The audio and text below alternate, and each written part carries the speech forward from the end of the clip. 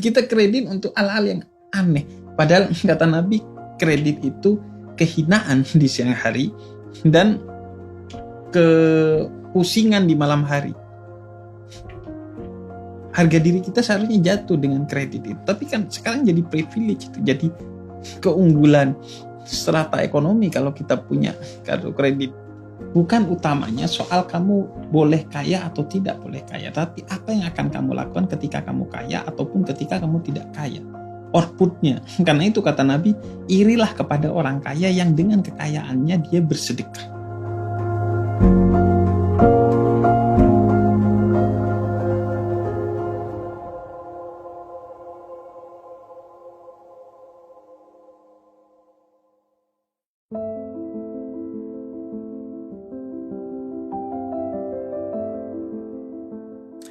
Bib, akhir-akhir ini kita dijejelin dengan kekhawatiran mengenai prospek terjadinya resesi di negara-negara maju.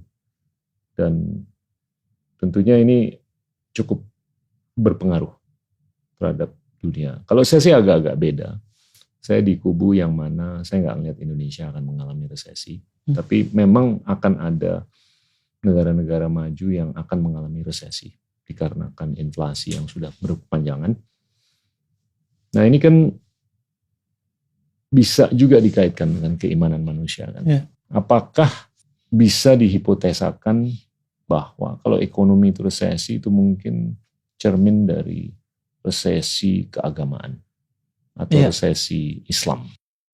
Mungkin pada batas tertentu itu bisa berkaitan karena masalah yang sudah terlampau berkepanjangan tentang pola pandang yang tidak tepat seorang muslim atau seorang yang beragama dalam perspektif ekonominya.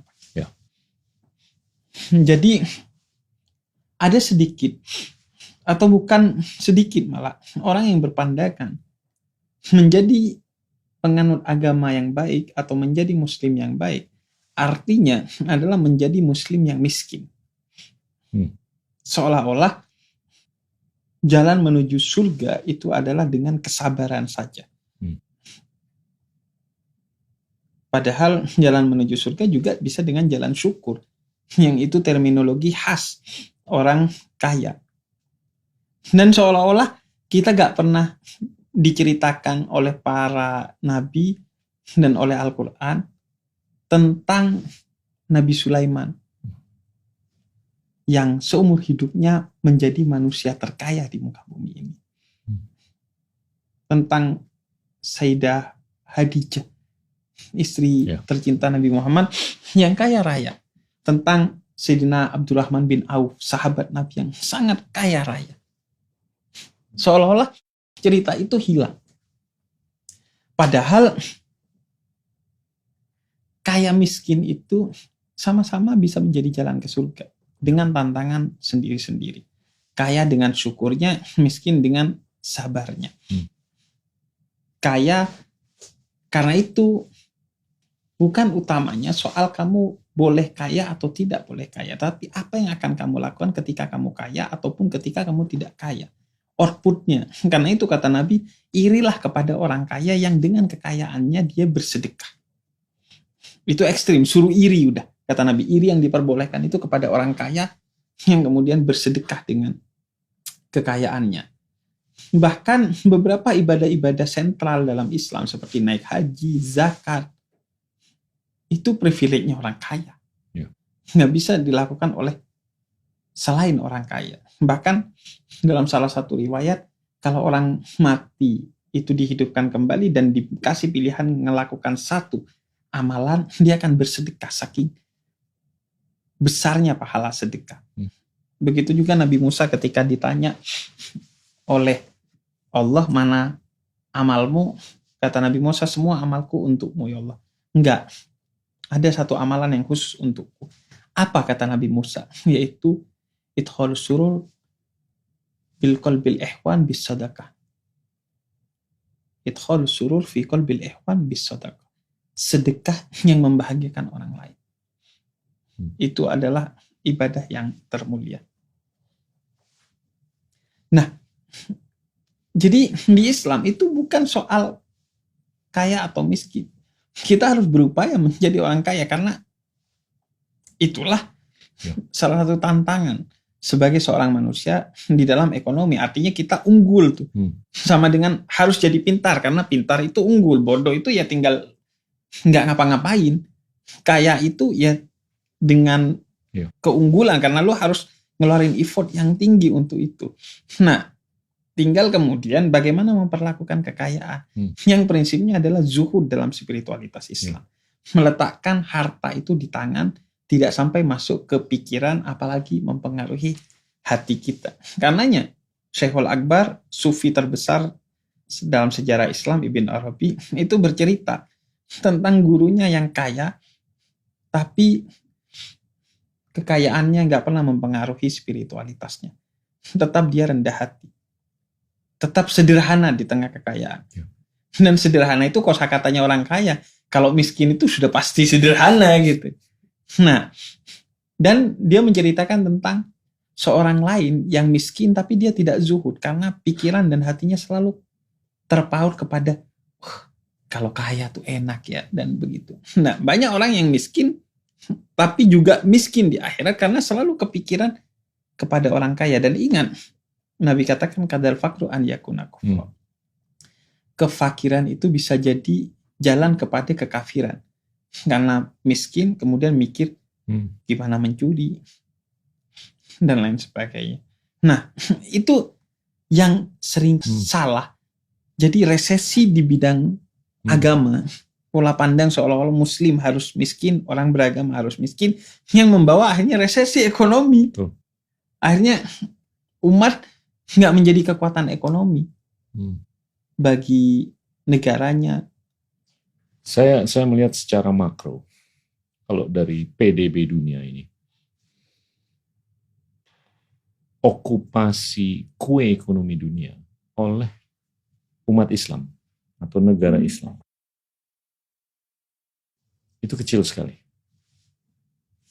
Kalau kita lihat populasi Islam dengan 1,8 miliar, anggaplah 24% dari populasi dunia. Populasi kaum Nasrani Katolik itu mungkin 2,2 sampai 2,4. Anggaplah 31-32% dari populasi dunia.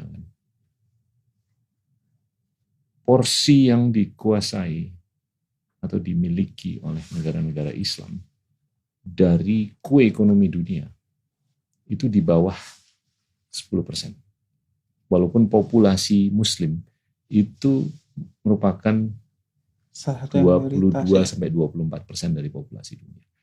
Sedangkan porsi ekonomi yang terkait dengan negara-negara Nasrani itu 60 sampai 70%. Wow.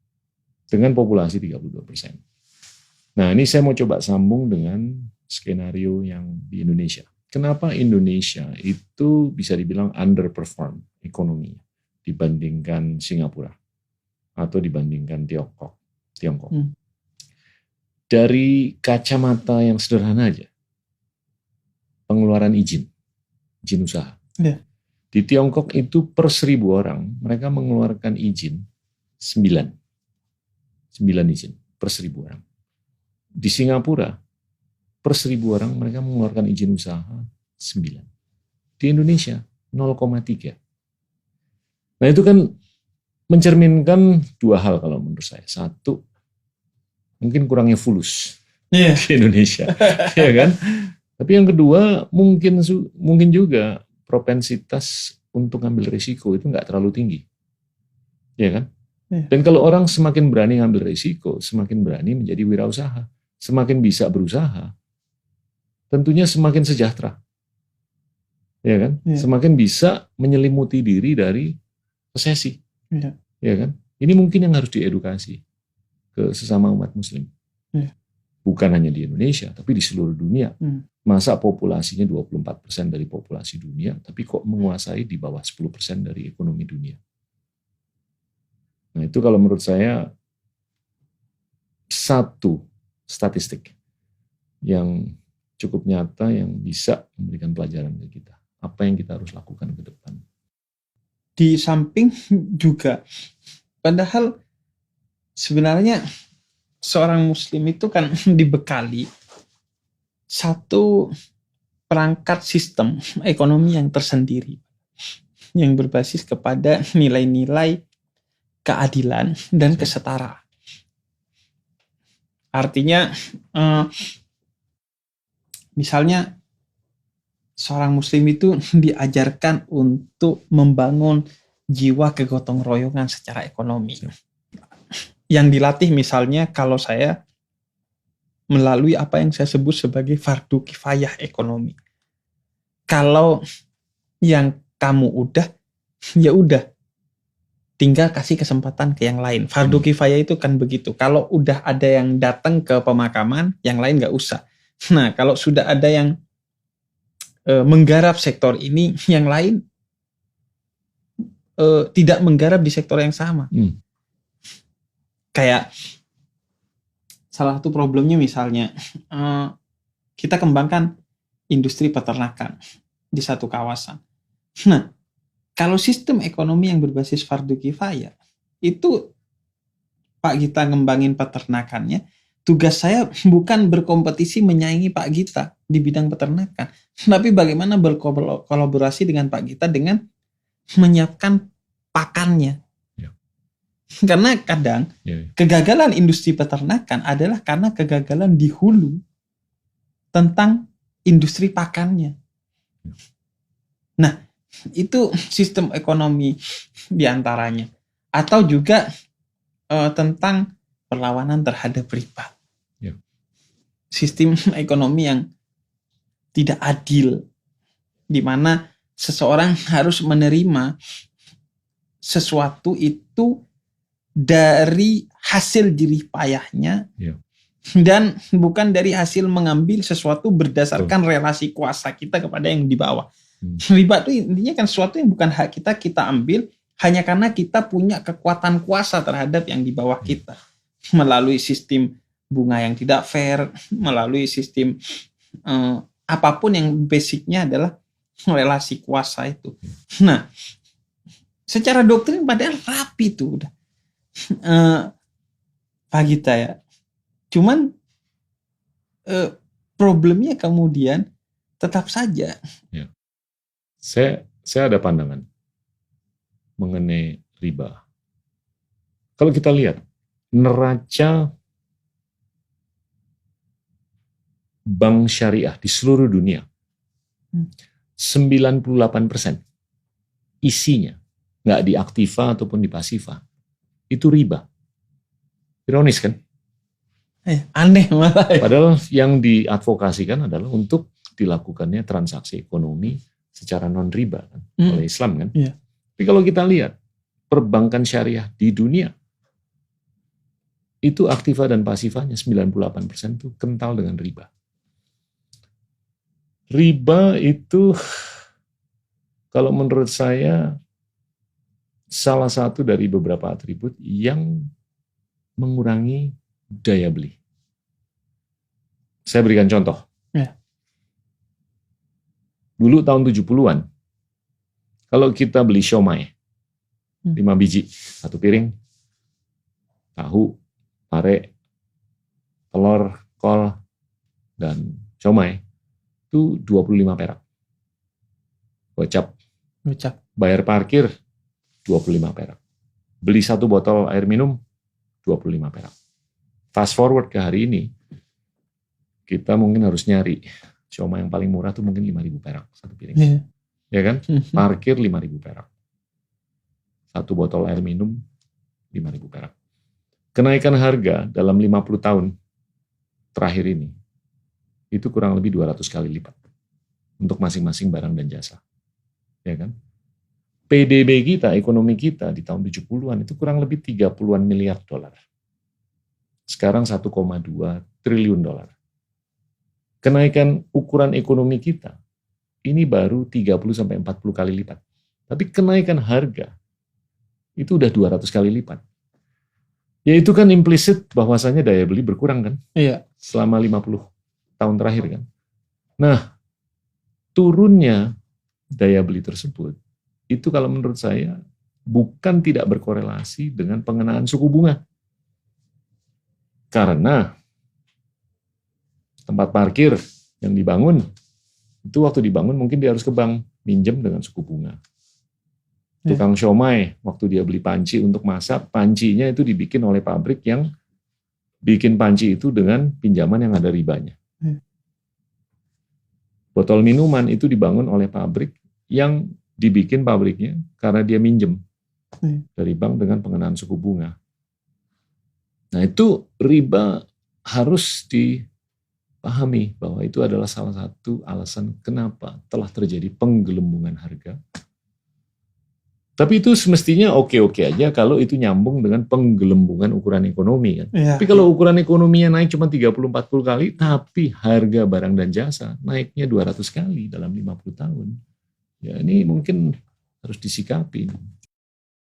Saya ingin ngasih garis bawah bahwa karena memang ekonomi Islam itu berbasis kepada sistem, bukan hanya administrasi.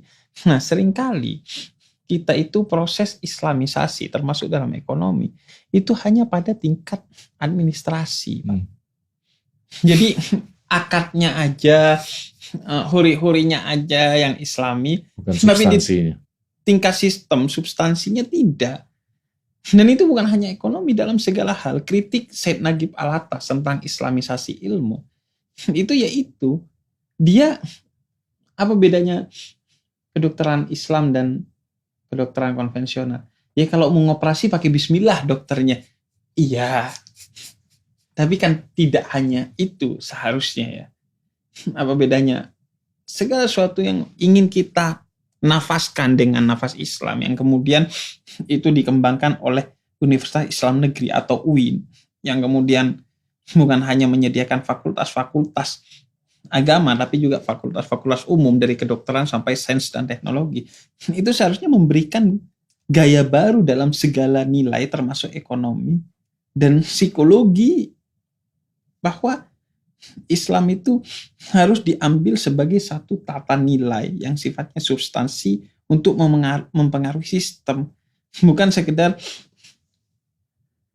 sebenarnya secara sistem riba, cuman akadnya aja yang seolah-olah gak riba gitu. Jadi seolah-olah akadnya itu ya saya ikhlas duit saya dicuri oleh Anda.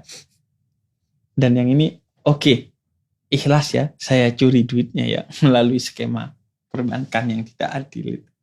Itu walaupun itu secara umum, tapi secara filosofi menurut saya di sana problemnya. Nanti yang kemudian turunannya secara ekonomi itu kemana-mana, termasuk ya kita tidak dibuat berdaulat lagi dengan ekonomi kita sendiri.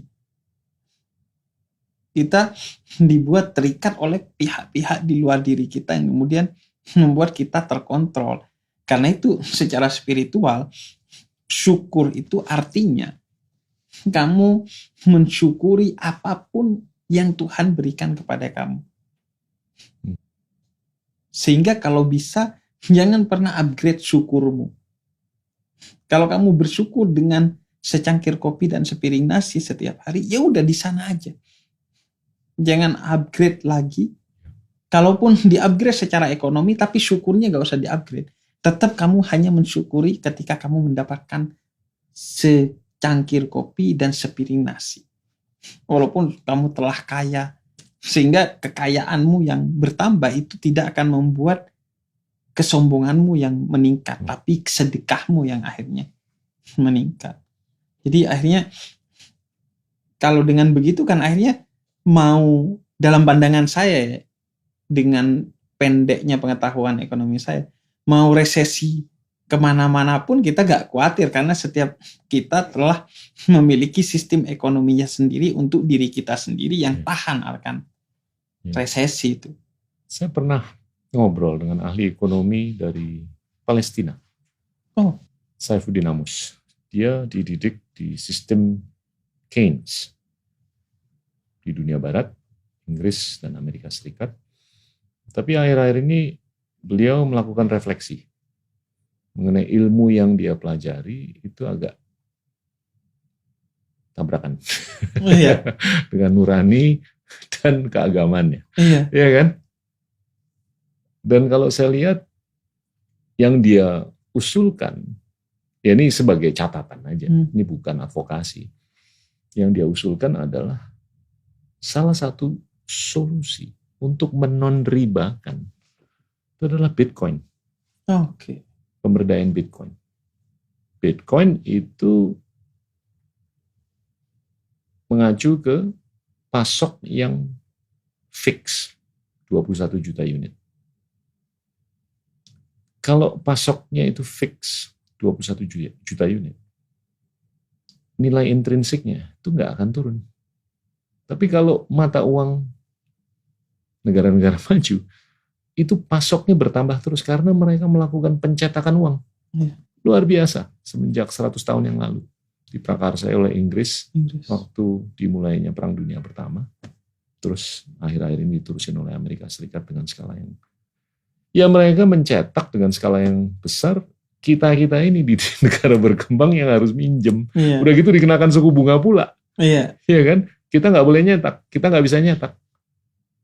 Ya saya pikir ini kurang cengli. Iya kan? Kurang cengli. Tapi kalau Bitcoin itu nggak ada pengenaan suku bunga. Dan nilai intrinsiknya secara filsuf itu tidak turun. Karena kalau pasoknya itu fix, itu nilai intrinsiknya semestinya nggak turun. Justru kalau pasoknya itu bertambah, nilai intrinsiknya yang turun kan. Terlepas dari argumen lain ya, itu kita bisa berdebat. Tapi kalau menurut saya, dia tuh juga sepakat dengan saya bahwa ini ada suatu keanehan yang mana neraca perbankan syariah di seluruh dunia itu 98% kental dengan riba. Nah ini mungkin nggak bagus untuk bukan hanya umat Islam aja, tapi seluruh umat di dunia. Karena mereka tuh akan terjepit untuk melakukan aktualisasi nilai ekonomi semestinya. Iya kan, akhirnya kemiskinan menjadi struktural, kesenjangan ekonomi menjadi tinggi, dan bahkan kita sekarang harus meminjam hanya untuk kebutuhan yang sifatnya bukan kewajiban. Tuh, konsumtif menjadi bukan konstruktif. Bukan konstruktif. Konsumtif bukan investif. Untuk investasi. Kita kredit HP bukan karena HP kita rusak, tapi karena menurut kita HP kita perlu lebih keren dan lain sebagainya. Kita kredit untuk hal-hal yang aneh. Padahal kata Nabi, kredit itu kehinaan di siang hari dan kepusingan di malam hari. Harga diri kita seharusnya jatuh dengan kredit itu. Tapi kan sekarang jadi privilege itu, jadi keunggulan strata ekonomi kalau kita punya kartu kredit. Dan akhirnya kata Nabi, kalau kamu masih besok ada yang mau dimakan, jangan pinjam duit. Tapi kita kan kadang 7 turunan masih punya untuk dimakan, tapi pinjam. Bahkan definisi orang kaya pun sekarang kan beda dengan yang seharusnya. Orang kaya itu ya kaya utangnya kan sebenarnya, bukan duit dia sebenarnya, cuman karena bermain-main dengan sistem ekonomi sehingga kemudian seolah-olah kaya. Dan salah satu kritiknya juga, kalau saya Pak Kita, banyak orang yang kemudian berpuluh-puluh tahun menumpuk duit dengan secara tidak langsung menyingkirkan banyak orang karena kompetisi itu, dan setelah dia tua, dia membagikan duit itu melalui yayasan dan dia memilih hidup minimalis. Lah, ini namanya hidup tidak dengan nilai sedari awal. Kalau dia hidup dengan nilai sedari awal, seharusnya dari awal mengembangkan bisnis yang tidak memperkaya diri secara berlebihan agar semuanya dapat. Karena seperti kata Gandhi, dunia ini cukup untuk semua orang yang mengambil secukupnya, tapi tidak cukup untuk segelintir orang yang tamak. Siap. Makasih, Beb. Makasih Walita.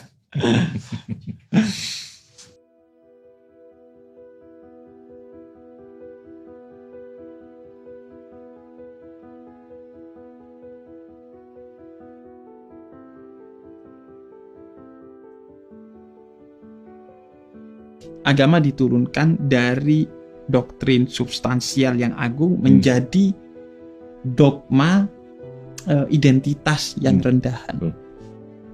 Dulu kita yang seharusnya dipeluk oleh agama, kini kita yang memeluk agama untuk dikendalikan sesuai nafsu kita.